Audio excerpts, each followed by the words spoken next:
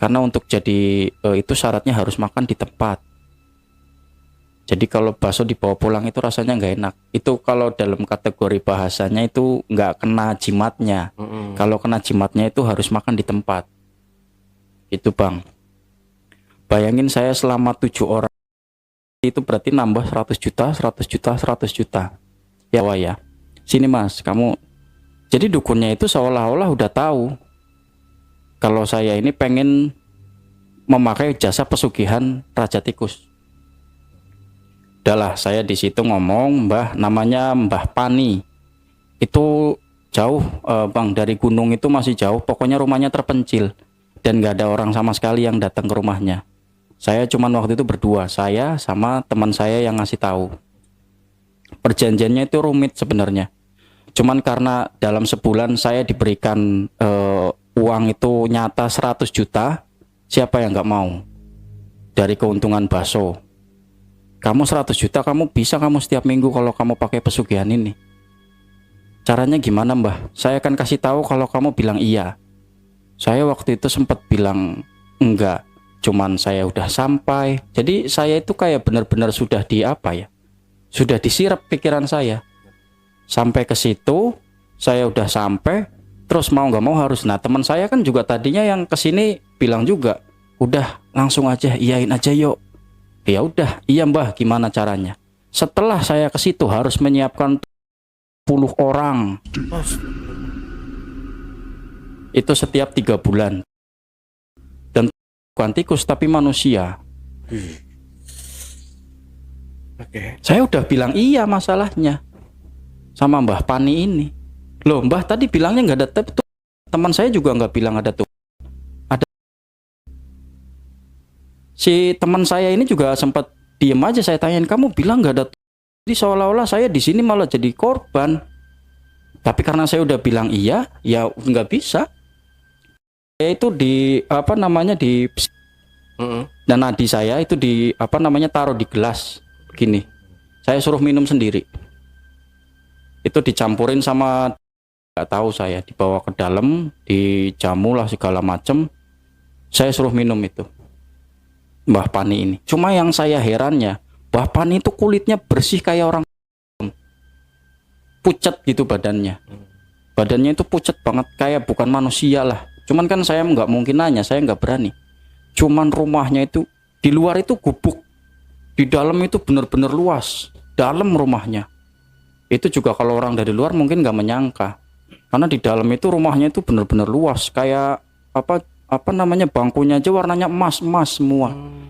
Saya juga bingung ke dalam itu rasanya tuh nyaman. Bener-bener dijamu mau makan apa saya cuman nyebut dalam hati aja langsung ada makanannya. Saya bilang wah kayaknya nih seger-seger minum es enak. Langsung datang esnya di rumahnya Mbak Pani itu. Saya nggak tahu. Padahal dia tinggalnya sendiri tapi di belakang itu saya dengar suara perempuan itu ada yang ngobrol-ngobrol di belakang kamarnya itu saya nggak tahu. Perjanjian itu saya mengharuskan 20 orang setiap 3 bulan. Berarti kurang lebih per bulan harus ada 7. Oh, bukan per bulan tuh 20 orang. Enggak, per 3 bulan. Jadi sebulan saya store 7, sebulan 7. Juga, ya. Ya berat, saya berpikir siapa yang mau jadi ini. Tapi saya sudah mengiyakan kalau enggak nyawa saya sendiri.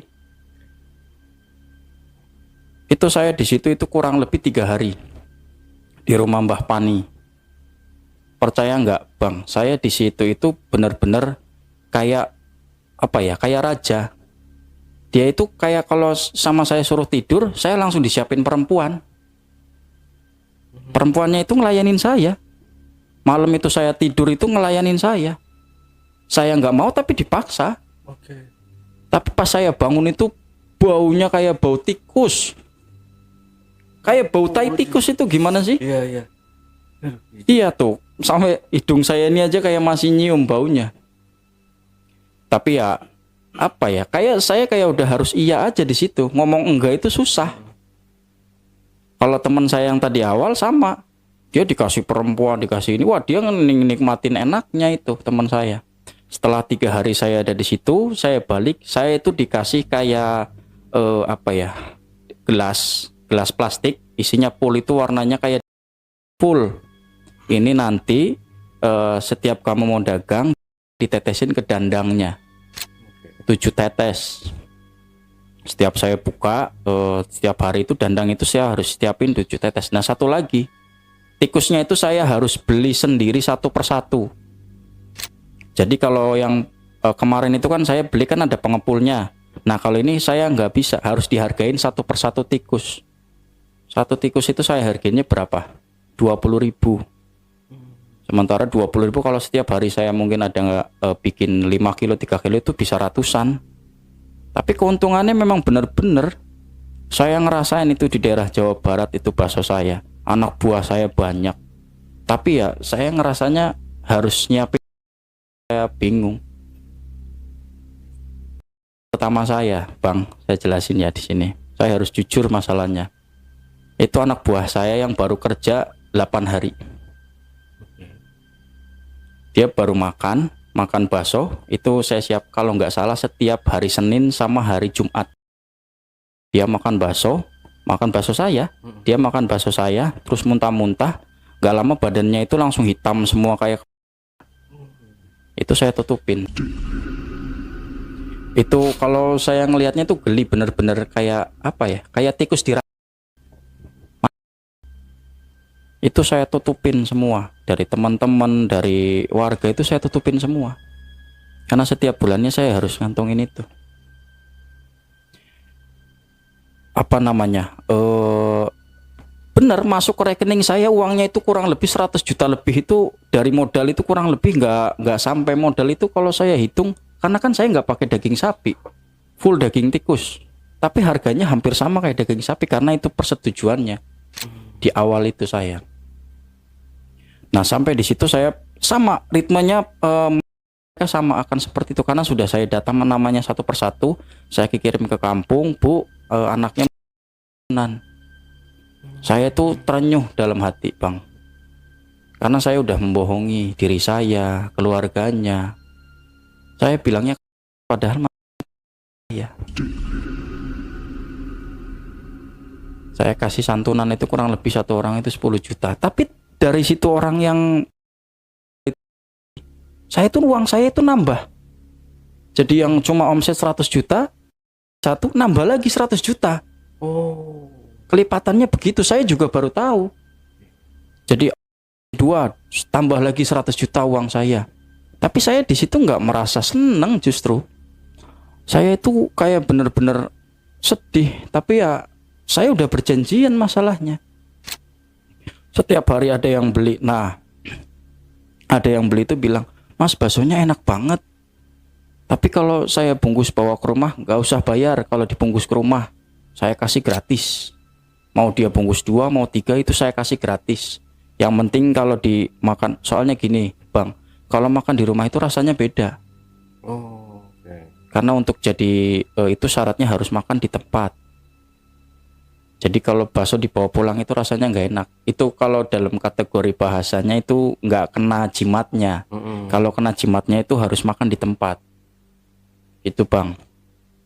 Bayangin saya selama 7 orang itu berarti nambah 100 juta, 100 juta, 100 juta. Yang terakhir itu saudara saya sendiri.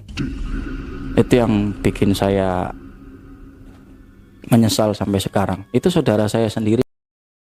Karena ya itu minimal dia dan enggak kayak keracunan kayak tikus kering matinya itu seperti itu persis sama.